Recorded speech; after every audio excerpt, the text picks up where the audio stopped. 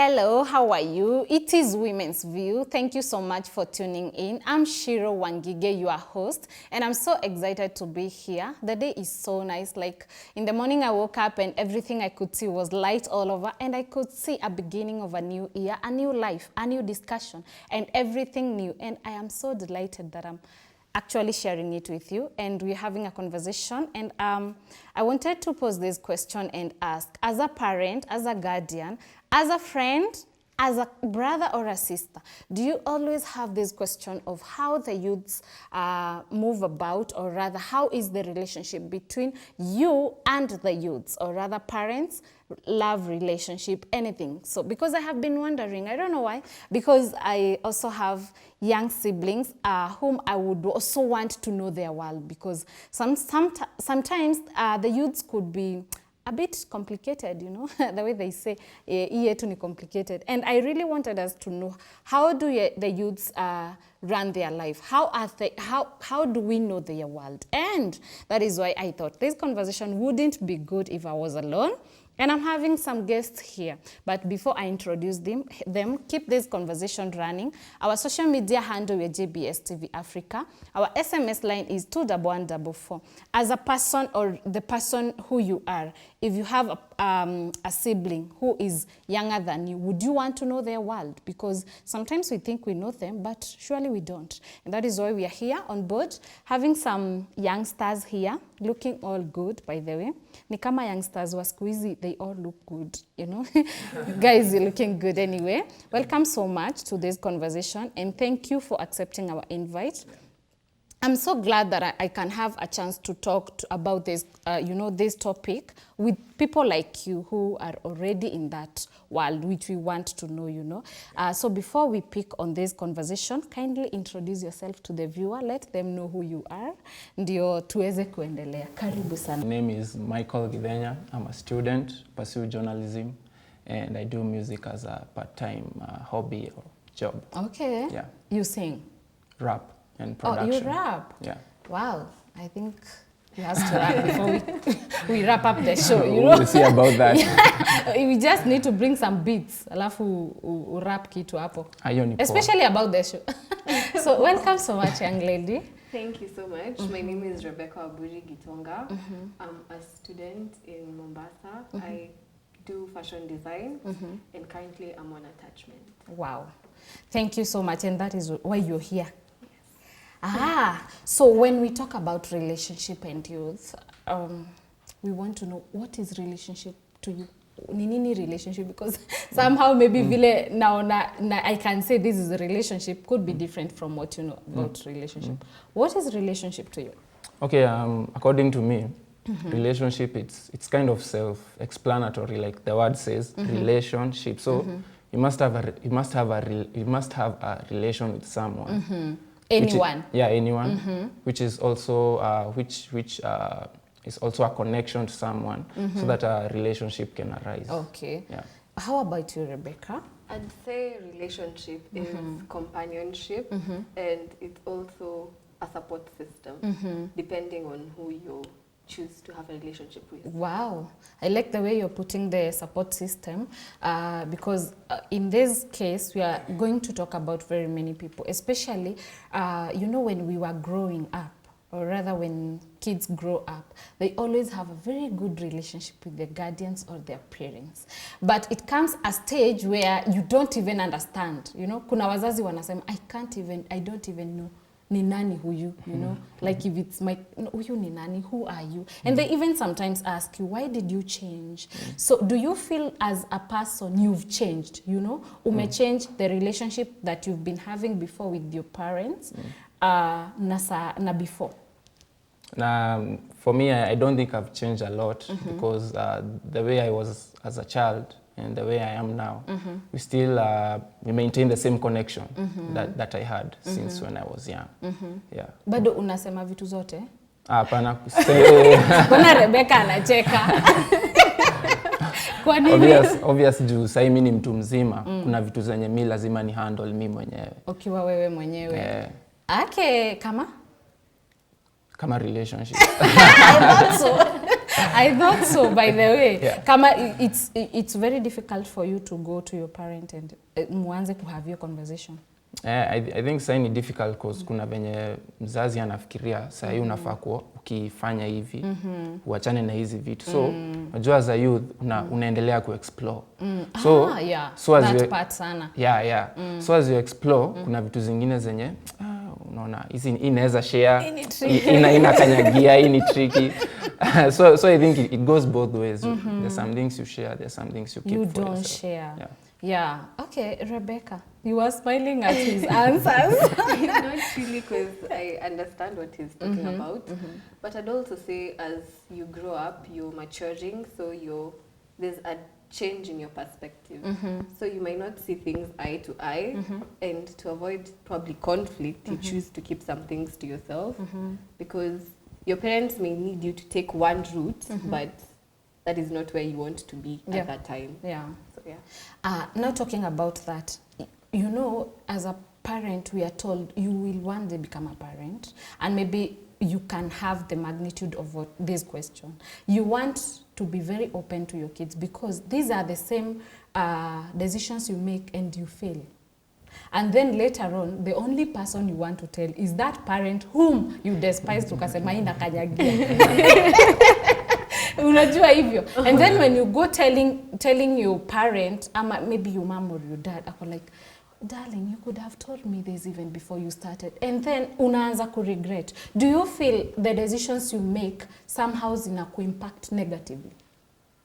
Yeah, obvious, because unajua as we are still growing, you still make mistakes, and we learn from mistakes. So see decisions zote zenye una make, they'll always come out the correct way. So I think it's good to consult with parents at some point. Like for me, I do. Yeah. Apart from zile za kukanyagia. Okay, I like the way unaisema vizuri because that is the fact, by the way. Many people are never open. Unajua hata kama ako open, ako 10%, 90% ameficha. Is that true? Yeah, you'll find most of our youths nowadays, they don't open. They don't open up. Yeah, they don't open up. What would you tell your parent, and what would you choose not to tell them? I'd tell my parent what I feel I need help in. There's sometimes for you to learn, you have to make mistakes. If you always get everything right, you're not learning. You're not learning. You're just going through the phases.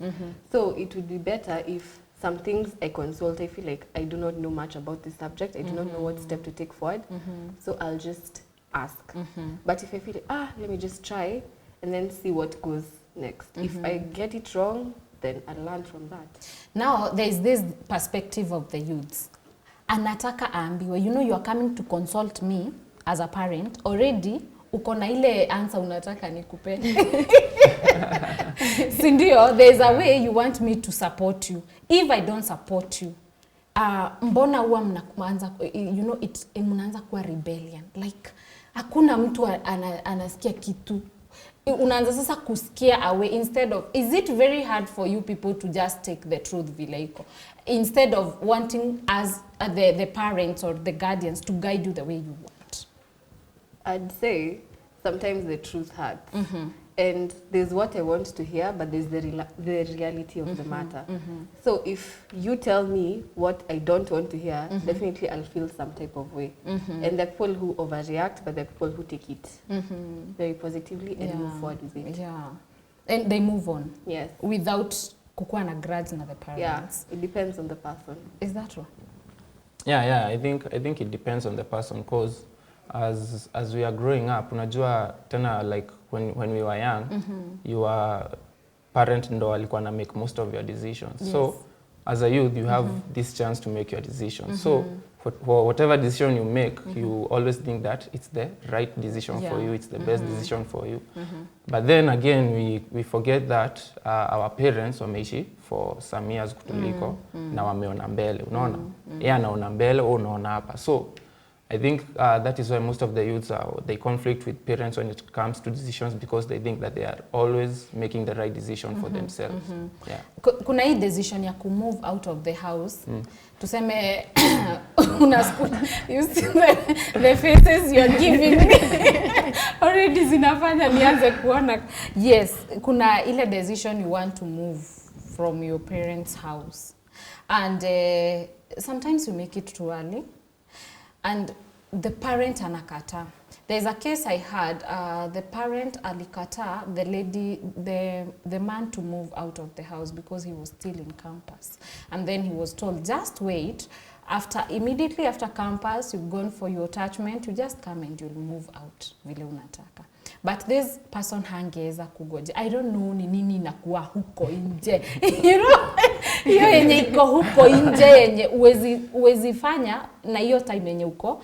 You know, at home, I know unaenda home, tuseme kama 6 ama saa 1, si ndio?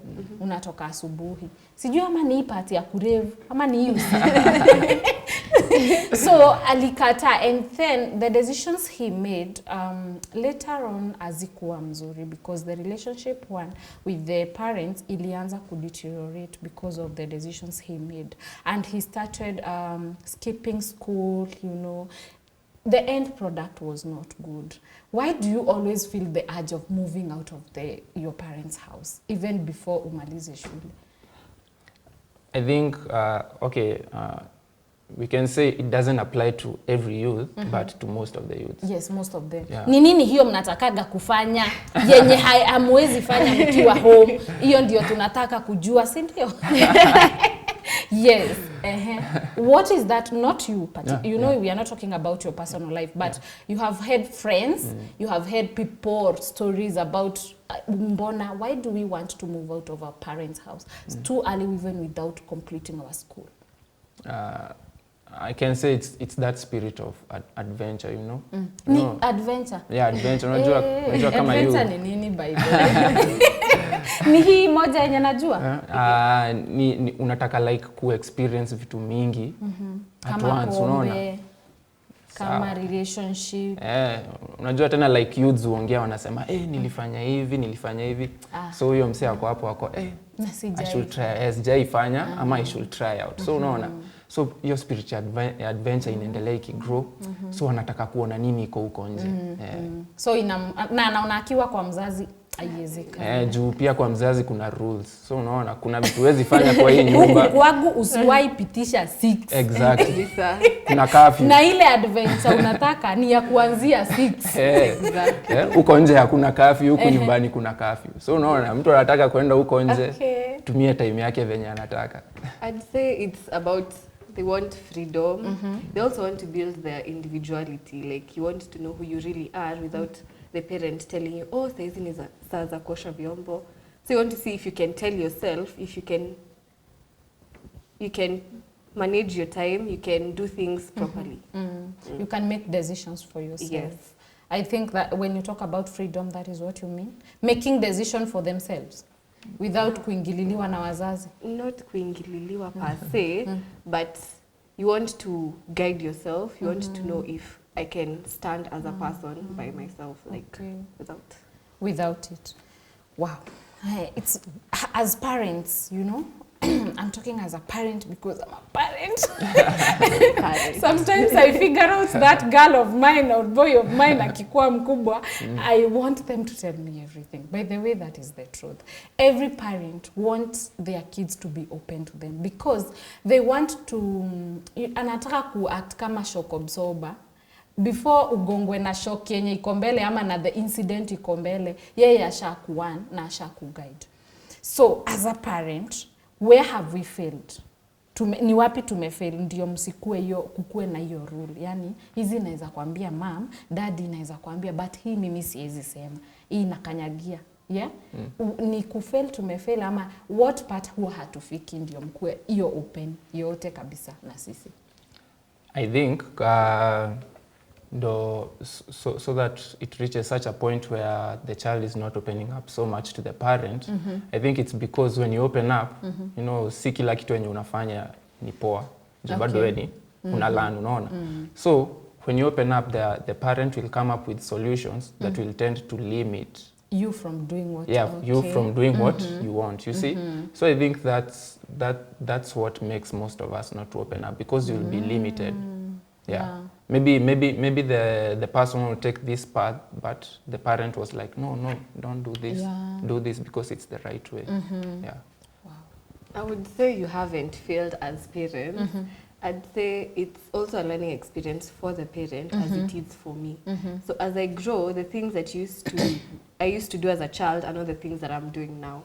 So as I grow, you should also grow with me. Okay. Not have the same restrictions. Niache Zile kuona za kama mi. kitambo, eh. Mom, you know. You also need to see me as an adult. Okay. So there's some things we can discuss right now that we couldn't 10 years ago. Yeah, sure. So right now you're supposed to give the child the freedom to express themselves and provide all the support they need.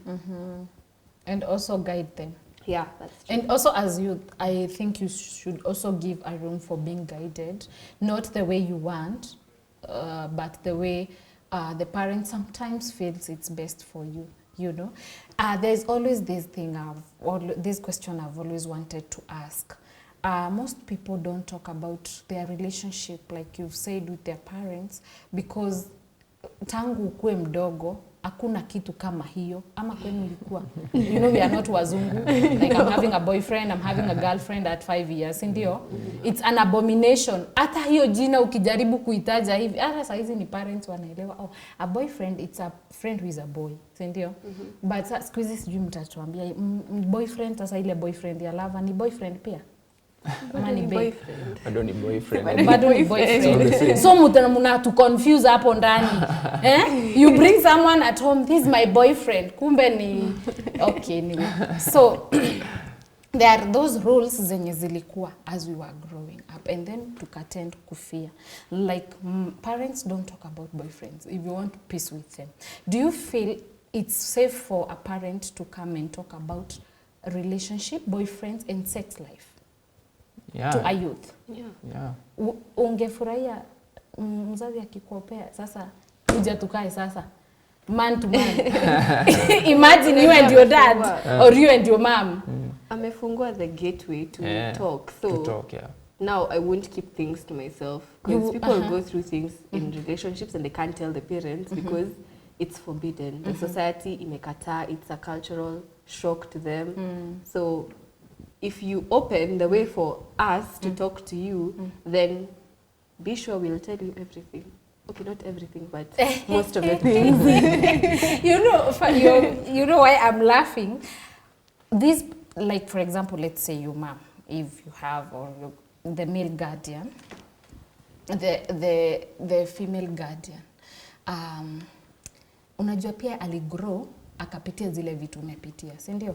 Hata yeye was once a youth like you, ali make the decisions probably zenye hataki umake. Unajua kuna mtu anasemaga, I wouldn't fall in love with my youth person because you made decisions that you would not want to even think about.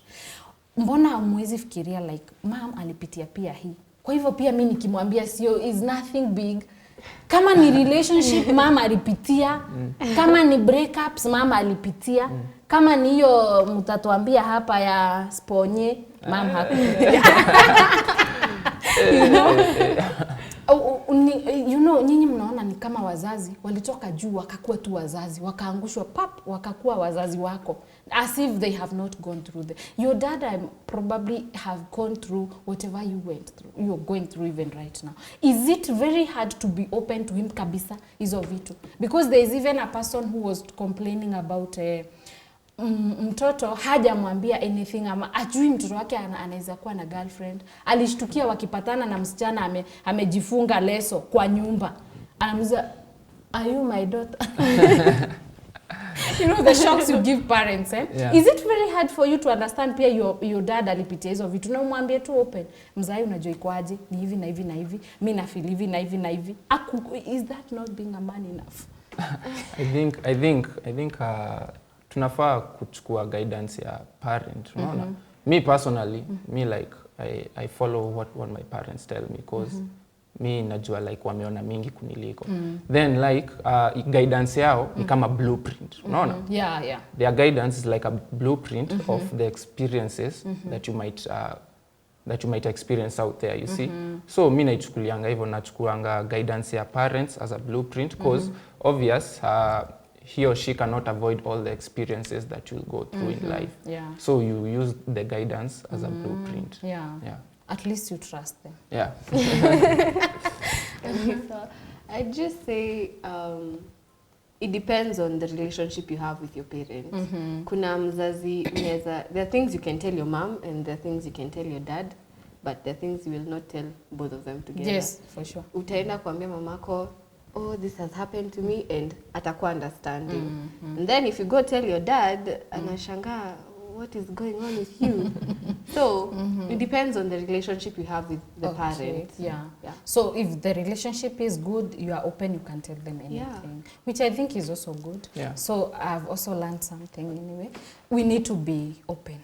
Yeah, we need. So tutaanza kuongea hizi maneno za relationship.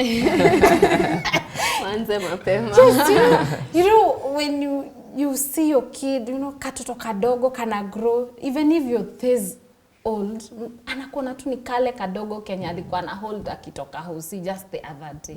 And sometimes it becomes very difficult for a parent kukuwa open, and sasa mtoto anaanza kumwambia maneno ya relationship hata labda hajui. Unaona, how do you having sex education with my kid, you know, which I think as a parent is very important to have that conversation with your kids for them to be open enough. Now when we come back, because I want us to take a very short break, I want us to talk about love relationship. Hiyo si ndio sasa imebeba sasa. Hiyo ninataka kujua vitu nyingi. Yenye saa hii iko, love inakaa ni kama ni ile mchezo ya kadi. Si ndio? Tuna nini hapa hivi, tunazigongesha hapa, tunashare hizi, wewe unakuwa na hizi, baadaye ninarushia ule, unaona? Inakaa ni kama mchezo wa kadi. So I would want us to talk about a love relationship among youth. For real, it's something we need to hear. Stay tuned. Let us take a very short break. We come back and learn more about the life or the world of youth. Thank you.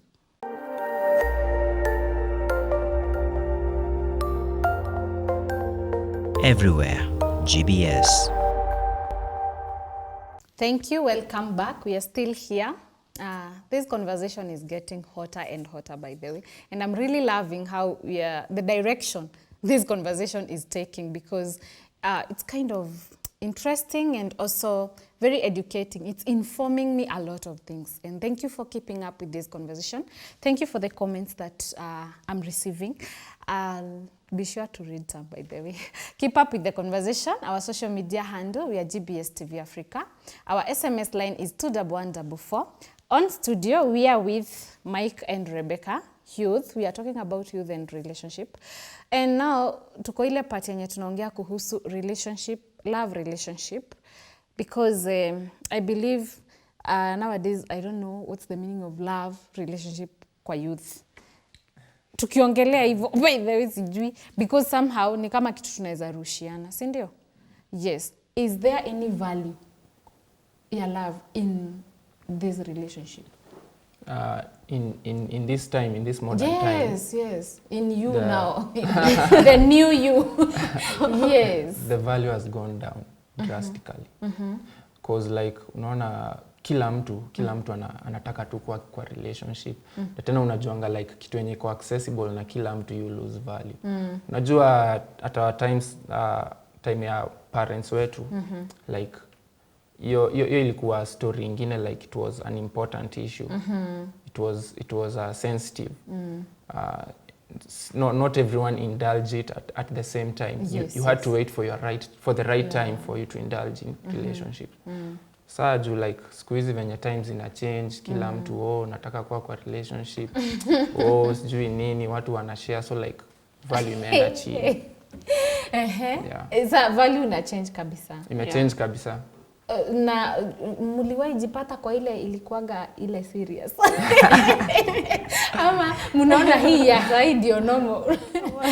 Unajua ni kama corona vile imekuja. Mtu alizaliwa wakati wa corona anaona it's very normal, si ndio? Ajui there were normal times. Ushawaionja ile ya normal? Mwenye normal. Ika fade. Alafu ika fade. Nikafunguka macho. Ukafunguka ama ukafungika? Nikafunguka macho. Like nilikuja kurealize like si ati ni yangu pekee haiku work out. Like naona huku nje kila siku hazi work out. Yaani hakuna relationship huwa ina work out kweli? Nowadays kunazo mpaka ifia si nyingi, ni kidogo sana. The percent is What is the value of love you from your view? the value of love. Nowadays. I honestly don't know because I don't know. I don't have the blueprint to get it from. I don't have the backbone, so I cannot tell you. Wewe uko umejifunika mahali uko tu Niko tu. Yuzema niko tu. So tukiongelea kuhusu your part where you are saying the value ime lose sana. And you talked about especially the sharing, you know. What is, unajua ukiangalia kitambo tulikuwa tunaona love ni marriage. Ukisikia, by the way, kitambo ukisikia mtu ako in a relationship, wachana na hizi za siku hizi, niko in a relationship, definitely you know ita end up kwa marriage. Relationship zenu end up wapi?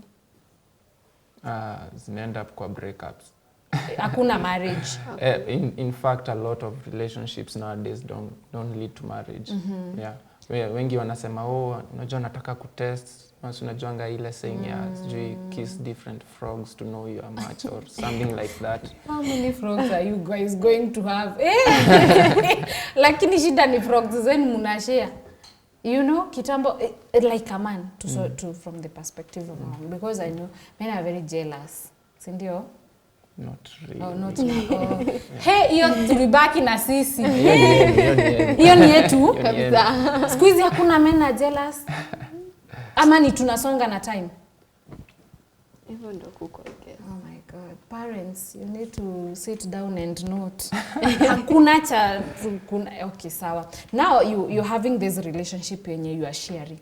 You people are just okay sharing. You know that I'm sharing one lady with 5 men, other men. Not you, no, yeah, not me, obviously, because kuna this title ya relationships inaitwa open relationships. Tena kai, are you serious? So hapo ndo sharing that's where it comes in. Open sasa ni yenye. What is open relationship? Both of you are together, but you can have other people join you in, but wewe na yeye ndo the main branches. Exactly. Which product have you come from? How? Mukaka chini sasa. Mimi na Mike. Sasa Mike, tunataka kukua na open relationship, but sisi ndio sisi ndio admin wa hii group. Bas. Sisi ndio admins. Tutafute members. Ukiona huyu hafanyi kazi unamtoa. So you are how the question uko na nani? Obvious it's you'll discuss with your partner. You'll have to admin. Yeah, with your fellow admin. No, like your relationship yenu iendelee kustand, but like wanna encourage other guys to na mimi be a sasa, part of you. what is it all about sex? Because that's why I think you are incorporating other members. Ama ni about nini? Awa wengine watakuja kufanya nini if me na wewe tuko admin? Inaona Adventure. Tuambieni adventure ni nini sasa? Hapana, hatutaendelea hivyo. Museme adventure ni nini? Rebecca, what is adventure? I'd say a different taste. Unajua hizi kula sukari leo kesho kutwa all day every day. Lazima kutakuwa na chumvi, kutakuwa na honey, ginger, pilipili. But bado unabaki na sukari yako.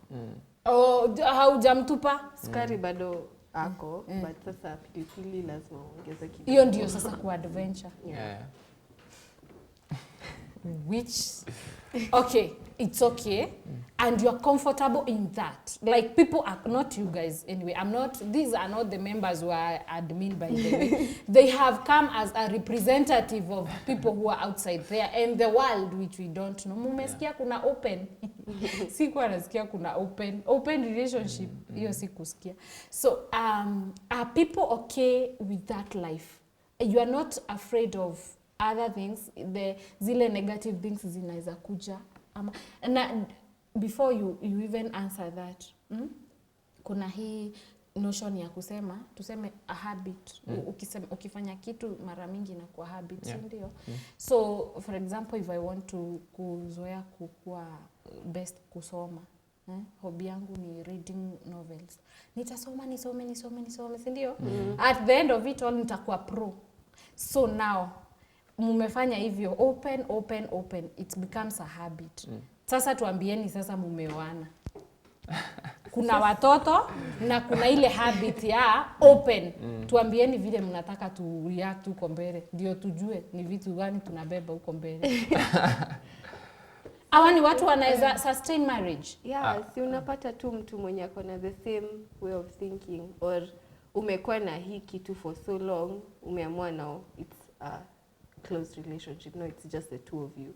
Kuna watu wanafika hiyo point wako like, sasa ni sisi wawili, tumemalizana na hiyo ingine. But then sasa hao wenye wanataka kuishi open relationship, you have to find now someone who accepts you and mnaelewana.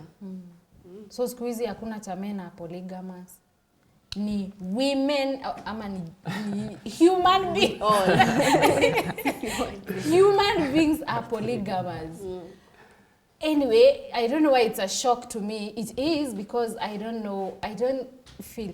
Able give me an advantage of an open relationship. Me, to my understanding, naonanga like open relationship doesn't have genuine feelings, doesn't have genuine love. Tumesema value ya love imeenda chini, feelings. Because like, mi niko kwa relationship with this person because there's something I'll gain from this person. And most of the time, unapatanga most relationships nowadays, they are based on, they are materialistic, monetary. Umsi ako na do, acha tu nikue boy wake juu, ama niacha nikue dem yake cause nita benefit hapa na pale. Okay. So like unapatanga most of the open-ended relationships, they are out of lust or something like that. Yeah, there's no genuine love or feelings. Yeah. Yani uni mtu tu hata tuseme au time kumbuka ever in life, ama you're not emotionally invested in him. Yeah. Na mnajua aje kugawanya ili unatoa emotions. Na nyinyi mko pro by the way. Mnajua aje you are with a person na hakuna emotions. How watu wanafanya aje? Emotions zinaenda aje ama I guess una learn, because by the time value ya love imeshuka mpaka hapa, ume learn through it. You've seen other people do it, so siwe peke yako.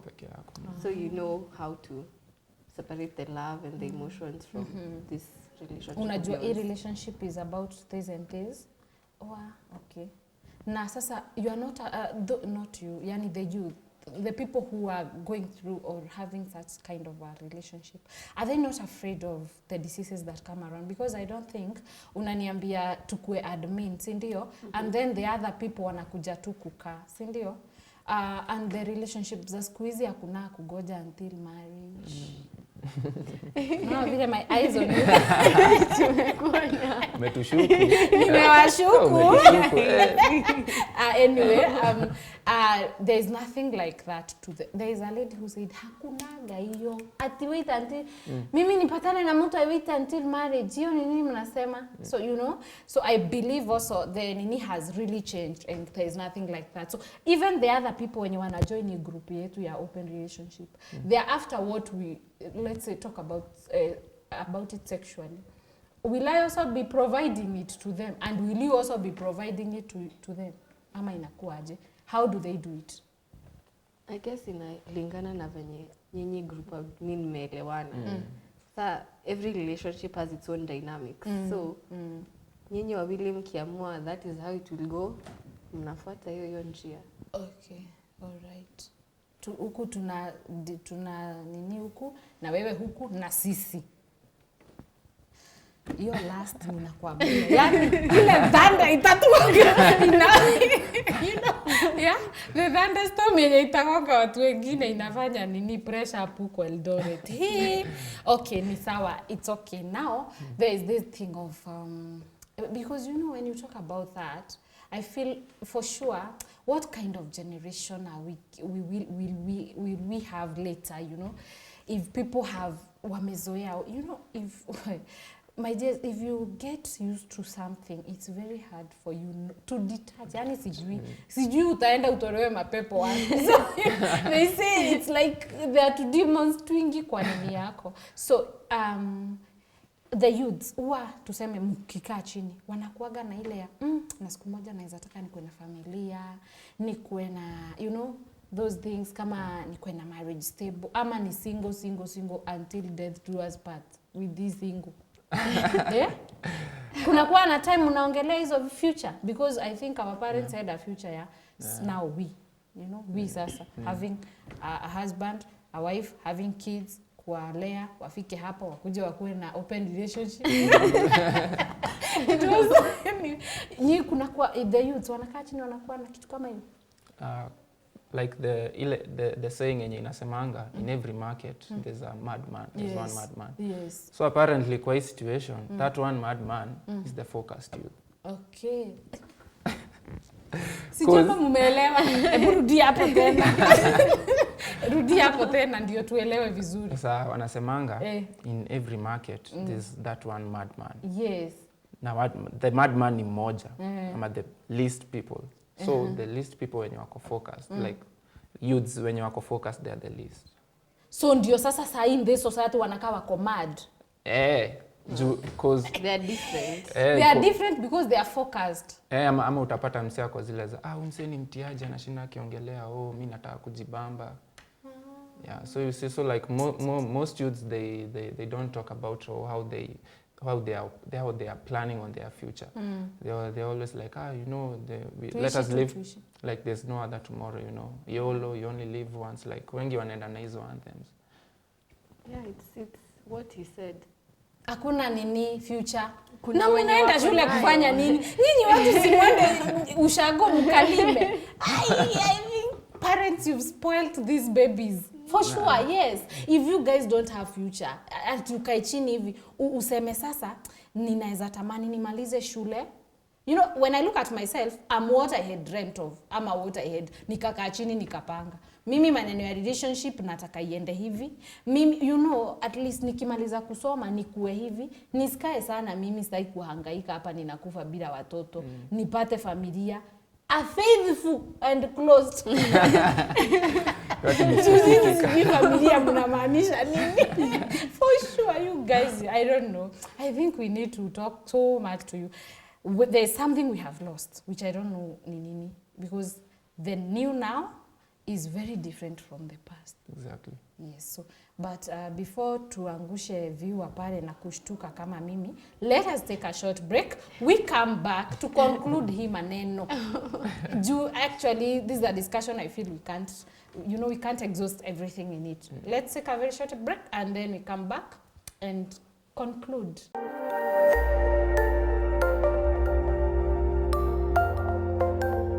Everywhere, GBS. Hello, we are here. Bado tunaendelea na hii discussion. By the way, I don't know why I'm loving it. Na time in a run, it's really running. I don't know why. Ama it's because this conversation in a flow too heavy. Thank you for tuning in. Keep this conversation running still. Nipe hizo comments zote. What do you want me to ask these people on your behalf, by the way? I want to ask them something. Yenye imetoka kwako. Our social media handle we are GBS TV Africa. Our SMS line is 21144. So, nataka tuongele kitu inaitwa lesbianism and gayism. Kwa sababu I believe it's something sahi. Hakuna mtu ajui hiyo ni nini. Before, the first time I heard about lesbianism, I was in high school. Na nili make sure nimeuliza teacher, hiyo ni nini? Because I think that time, hata hiyo jina ungeisema. Unajua ni kama kusema it's ile jina ufai kusema kama ukisema taboo. Yes, it's a taboo by that time. But nowadays, endeni kwa social media. Hizo vitu zinatupiga butwa. Ziko kila mahali. Ebu talk something about you. no, these modern times, like a lot of things have changed. Unapata lots of things that were considered as taboo a long time ago, like squeezy, they are accepted. So like when you come to this topic, lesbianism and gayism, it's very sensitive. Yeah. And the time when you note it's sensitive, like last year, there's this rapper named DaBaby. He was performing at an event called Rolling Loud. Then he called out the gay people, those our 12 LGBTQ. After that, like alikuwa anatroliwa na kila mtu, how hizo organizations za LGBTQ zika cancel shows zake zote. Hadi kwa nyimbo alikuwa zote zikapuliwa down from YouTube. So like hapo ndo unapata the way this movement iko na influence in this time, unaona? So in such a time, like you have to know it's a sensitive topic. So how you handle it is different. Yeah, how you should handle it. You should be very keen on how you handle it. Because the way you can handle it, it can be discrimination to such a person. Now, let's come to Kenya. Yes. Tunaiongea Kenya. Hatuiongea in Western way. In Western way, it's wezi ongea. Ama anyway, it's even allowed. Yeah. Let's come to Kenya. What has really happened? Mpaka tunaona ati sasa kuna... Okay. Mpaka watu wanapigania. Mi napigania... It's a sensitive one, I know. But you guys also need to learn and know that these are things we've never heard of, you know? And we have been brought up in a very strict, background. The thing that even kuisema ilikuwa shida. So when we hear it, you know, wenye sio youth, you know, inakaa ni kama... hata hutaki kuimagine. Ukiimagine unakuwa na goosebumps like no, she do it, you know. It's something you don't want even to imagine. Just to come on social media, unapata sasa kila kitu iko open, munaenda mpaka shoot, photo shoot, watu wanaenda vacation na Rebecca, you know. Me and Rebecca going for vacation. Like, tunaenda kufanya nini? What is the world today? Tunaweza wajua aje? For example, let me say, niko na msichana wangu. And then nataka kuavoid kabisa. Yani tuseme mimi ndio huyo msichana. I want to avoid nikienda campus nisiingie kwa sababu kuna watu wanasema nilijikuta. Mtu anaweza wajua aje? Because ni vizuri tuwajue as much as wanataka kujulikana. Yeah. Tunaweza wajua aje? Ndio mtu anasema hapa kuna line. Nikiona ule ni line, hapa ni line hivyo. I guess you have your boundaries as a person. So if you see this person is trying to cross the boundary from friendship into a relationship, then you just tell them, I am not for that. That is not me. But sasa kuna wenye hawezi ongea, kuna wenye hajajifunza to speak out. So those are the people wenye atakwambia, oh, nilijikuta. So na depend. Yo anakuwa anajikuta. And then pia like unaweza pata kuna wenye unaweza like kaa huyo, unaweza pata like hakuwa anajua there are symbols to such movements. Kuko na symbols. Yeah. Kujeni hapa by the way. Kama gani? Rainbow. The rainbow flag. The rainbow flag, the rainbow. Kitu yote ina like rainbow something hivi. Okay. Yeah, it stands for the LGBTQ people. So like tuseme wewe si you are not among them. Umeenda kununua nguo bikini. Usiende kununua rainbow hapo. Tunaanza kukufuata. Bas, unaanza kufuata unashindwa kulienda aje na mimi siko. Unajaribu kumwambia siko, but lakini yeye anaona the things you're wearing, the things you have, okay. Zina signify zinaonyeshana wewe ni wewe. Part of them. Yeah, ni part of them. Okay.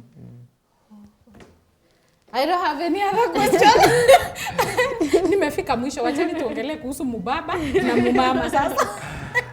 Now we have the relationship of youth. Many of them tend unaona kasichana kadogo kamekaa pale kwa Land Cruiser mahali. Kadogo tu. Na mtu wa 69 years old. Ama even men. Why would someone go for an older person? Like youth were this modern time. Many of us tend to take the shortcut. Like youth hataki kukaa hivi chini a plan, apitie hiyo process ya Kenya anataka kuachieve, yeye anataka kufika hapo haraka, anataka kutumia shortcut, hataki kupitia process. So unaona, so anaona acha nitumike na huyu mtu. Na mimi anipewe do. Na mimi nipewe do ama nipewe opportunity. Yeah. Oh, so that is the whole thing. And what does those guys benefit from the youth? Unaweza pata like some of them wanataka hiyo adventure.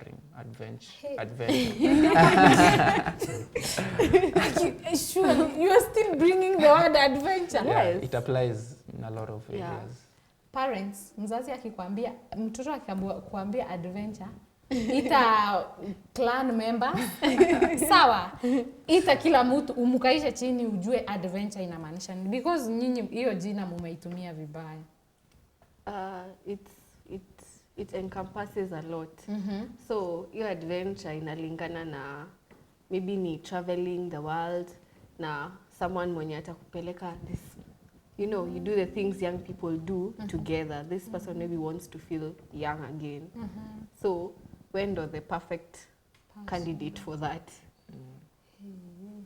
Yani tu msichana mdogo wa 20 years ako tu sawa na mtu 60 years anamuita sijui nani. But you said adventure. Mzazi, adventure. Yes, tuna adventure ndio maana tuna nini. Sasa kuna hii relationship ya I know hata we've heard of nini, mtu ni mzee, a lady is very old na a guy. Sasa kuna hiyo part ya wewe una adventure. Yeye ana adventure. Or the old person. Yeah, unapata most of me kulingana like the interview. Unaweza adventure aje msitu ulishapitia. Kai, kwani huku kunaenda aje? Tuseme tunaenda kwa adventure kwa msitu. Tumeenda tumefika mwisho. Tutarudi tena aje na nyuma ati ni kwa adventure. Hiyo tunakuwa sasa sisi tuko huko, ni this is our world, you know? You are familiar with it. So what the other person from the people you hear, what huyu mtu mwingine ni nini ananai sana from the young man hapo? Labda unaweza pata kuna kitu alijinyima time yenye alikuwa youth. So by the time yenye he or she is getting old, anakuja kurealize hivyo. So that's why you na akona do sasa. Na akona do. So that's why you find that he or she goes back to indulge in such stuff. No wonder you have to go through all the phases in life. Yeah. Ukimiss one, wangu utarudi hapo. Now, with you people, I don't want to hear faces. Zile faces zenye mumejiongezea. Hizo faces zenye nyinyi mumejiongezea. Na mnataka wazazi wa support. Anyway, but you guys anyway, thank you so much for representing people from outside, and it's good to know your world. As much as inakaa hivyo ni guy, you know, kila mtu anashtuka, but it's things that are happening right now. Vitu zenye zina happen. Kuna kitu sitaki kunini juu nilikuwa nimeona hiyo comment hapo. People are very exposed to social media, si ndio? Is there pressure ya sex life yenu yenye inapatikana? There is always this question that I've always wanted to ask because it happens. Ni vitu ni story. I'm a counselor too, so I understand and I know there are very many issues that go around. Na wazazi hawajui. Social media unaona ni kama kuna pressure mingi sana kutoka kwa social media. Kuna kwa na hii maneno ya friends with benefit. Na hii maneno ya wacha kushare in a relationship. Unajua kushare ni sawa. Kushare unakuwa online, anatoka, mwingine anakuja anakuwa online, I believe so. But there's this thing of being online like 3 people. I mean sexually. 3 people are having sex na hamuna shida. 4, 5. Mpaka sasa siku hizi kunakuwa na party kama wazazi hamujajua. Za watu wanakuja pamoja. Hawa youngsters, hawa wa adventure. They are really adventurous. Wanakuja pamoja and now they do it kwa kiroom and there is no rest. Hakuna ni wanani hapo. It's anyone you want. Oh God. It's anyone you want. You just unatembea, you pick, come. Not even going somewhere, just there. What is that like? I think most of that life is based on the exposure that we get, unaona. Like sasa ukiangalia social media kuna vitu mingi sana social media you happen. Tena like the pressure that you've mentioned, yeah, it's there cause ukiscroll hapo kwa simu unaona manze umse anaishi hivi, he's living this life, I think I'd want that for myself, unaona. Alafu there's this person who I indulge in this, I do this, I think I'd like to try that out cause like unaenda na opinion ya huyo mtu. unaona. So like huyo msee akisema I indulge in this, it's so nice, nini wewe uko hapo tu yeah, I also want it. So unaona like pia tuko misinformed at some point. Yeah, you are. And naive. So tunaindulge tu kwa vitu mingi bila kuthink twice ama kufikiria. As Rebecca, and you want to, now you bring yourself here and talk to that youth, you know, mwenye ako bado hapo. We've talked about very many things that revolve around you people. How do you control yourself from doing those things? And also, you know, being unakuwa na, unajua vile alisema in every market kuna one mad person, at least be that one mad person with focus. Ndio ninakaa kila mtu huku alishatokwa na wazimu wale wako anyway, ni sawa. What would you tell youths outside there whom atutaki waingie huko sasa wachukue that life? I'd say you just be focused on your life and your goals. Get goals and stick to them, because you can have goals and then you derail. So get goals, stick to them, and also before you do something, think twice, thrice, 4 times. Na ukwe na plan A to Z. My mom tells me, if you want to do something na fail, always have like plan B, C, D mpaka Z. Because hauwezi fail plan A and then you decide, I'll just go with the shortcut. And then that shortcut later on in life will affect you. Choices have consequences. So once you make this choice right now, just know later on, one way or another, it will either come back to you, your children, like somewhere. It will affect to someone. Wow, very nice. What I would say is that like as a youth, as an individual, like kwanza know yourself individually. Have that position you stand, like be assertive. Have a purpose. Like you should try to know your purpose. You know, when you have a purpose, a lot of things that are not necessary in your life won't derail you to your goal. So like have a purpose, be assertive, stand firmly in your position, and don't without be naive. fearing Without the opinion fearing of others. Without fearing the opinion of others. And don't be naive. Before you indulge in something, at least look into it. Yes. Look at the repercussions it might bring, and look for the benefits before indulging something. That is very nice. Thank you so much, guys, for, you know, you have really taken us so well in that world. Na tumejua, as also parents, I hope pia nyinyi mumeelewa, mumelan. As a guardian, as a sister, as a brother, as a friend, you have also learned something yenye you didn't know before, because I feel I had, mi sikuwa najua kitu yoyote, by the way. From the word go, there are very many things sikuwa najua. Now I know. So at least we need to have also a different angle of talking to our youth. And now youth mujue Mungu. Okay. Yes. You know, I don't want to speak to be so spiritual, but I also think watu waende kanisa, watu wacheni tuende mkutano za kanisa. Na watu wa kanisa mupeane mikutano from Monday to Monday. Ndio kukusikua na utu tu nini, because I feel also you are very idle ama unaona hiyo yenye I don't care imekuwa mingi sana. So thank you for that information. I wouldn't have gotten it anywhere else apart from here. But before we finish up, I come to my best part. We have a game. I love this part, by the way. Okay. Na hii ni lazima. Unajua vitu mingi mmesema hata tuwaogopi tena. Kuna ile mzazi anasema nigonge na hiyo, ni shock gani nyingine umefanya? Umefanya vitu mingi. Kuna kitu you know. So we are playing a game. Are you ready, guys? Yes, we are. This game inaitwa Would You Rather, and they would have 2 choices to choose and explain. Tuko pamoja? Yeah. So one question goes for both. Sawa? Yeah. Guys, would you rather choose your partner or let your parents do it for you? I'd rather choose my partner, because I am the one who will be with the partner of my choice. Yes, ile open. You see that? Wacheni waende, nitawaambia zingine. Yes, I would rather choose my partner because I know what works best for me.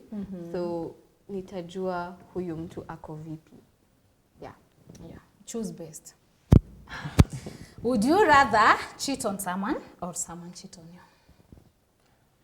I'd rather someone. Na ujue unaweza kuwa na girlfriend hapa na kuwatch. I'm joking. Good thing sina girlfriend, so I'd rather. Mwenye anakuja jua the situation yenye unapata. I'd rather be cheated on. Yeah. Okay. I would rather neither, but since I have to make a choice, I'd go with cheated on. Okay. Yeah. Hawata explain by the way. Najua mko mnagoja hakuna ku explain. Hiyo tuna skip hata ninawa support to skip hiyo. Would you rather date someone for looks or intelligence? I'd say both. Now you're choosing one. Yeah, okay. Angalia watoto wako. Usilete intelligent mtoto atoke hapa. Why am I saying that? Okay, looks play a role, but I'd go with intelligence because I believe the person will be intelligent enough to come up with a look that will suit. Intelligent. Yeah, intelligence. That's a tough question. It is. Because pia watoto wangu they have to look good.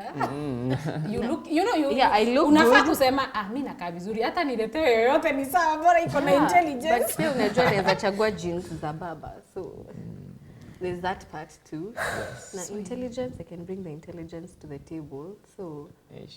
Twende looks. I will go with looks. Hapana, nadhani na pia unajua looks haiwezi kosa ka intelligence, ndio? But you can also acquire intelligence. You cannot acquire looks unless through plastic surgery. So. The way you're saying. Would you lie to make someone happy? I would lie if the truth is so bad.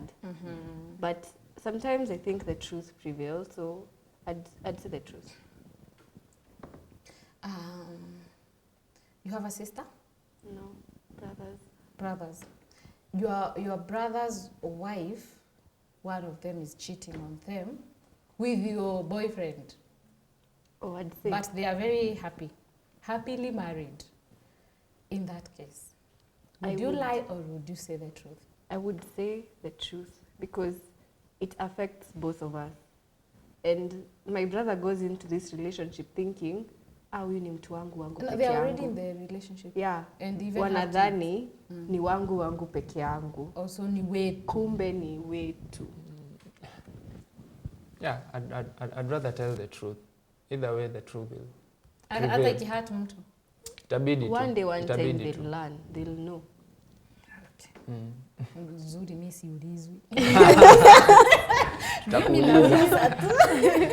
What are your biggest fear about dating nowadays? If the person is genuine with his with her love, if the person is genuine with her love. So you have fear because you are not sure. Yeah, I'm not sure if she truly loves me because of me, or if she loves me because of an opportunity I might provide for her, or she loves me because of any materialistic gain she might be seeing through. Okay. I'd say honesty and trust.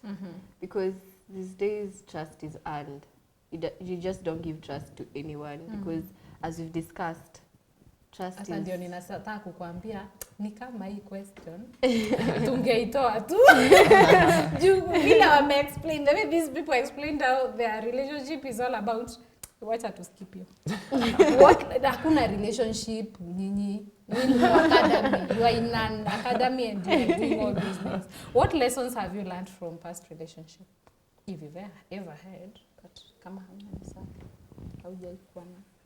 Since I've had one, I think the lesson I've learned is anything can happen. So like, if it doesn't work out, usishinde hapo ati umekwamilia. Don't nag the other person. If her feelings have died out, just accept, move on. There's a lot of fish in the sea, you know. Yeah. So you just accept. I'd say individuality. Because you're in a relationship together, yes, but you are a person on your own. These are two different people, two different characters, two different perspectives. Don't just go with what he says or what she says. Always have an opinion and also voice that opinion in a nice manner. So individuality, you come as vanilla, I come as chocolate, we make a marble cake. Okay. We don't just mix and make something that we don't understand. Okay. In the past relationship with your parents, what is would you rather pick, is there an instance una feel I would have listened to the advice from your parents? I don't think so, because me, most of the time, like, You listen. I listen. Maybe I'm a person who you can guide easily. Hapa kuna potential by them. We can say that, of course, hakukosi, because I am very strongly opinionated, and maybe my opinion is not that of my parents. Yeah. So hakuwezi kosa one or two. Twenye ni kama madhe alikuwa right. Si ni kama alikuwa. But venye nilikuwa nimekataa kusikiza, it didn't go. Okay. So thank you so much. That is it for today. Thank you guys. Muende salama na muende tafadhali. Be at least inspire those guys outside there, girls and also men. And thank you so much for staying tuned until the end. I hope you have enjoyed, you have learned. Actually, sijui nimefanya nini, but na feel ni kila kitu ya hii show imeniguza, which I feel so good. And thank you for joining. Ata comments zenye mmenitumia. Thank you so much. And if you still have something, usiwachie hapo. Put it on our social media handle. I tell you every time, it's GBS TV Africa. Our SMS line is 21144. We have come to the end of this show. Until next time, my dear viewer, goodbye.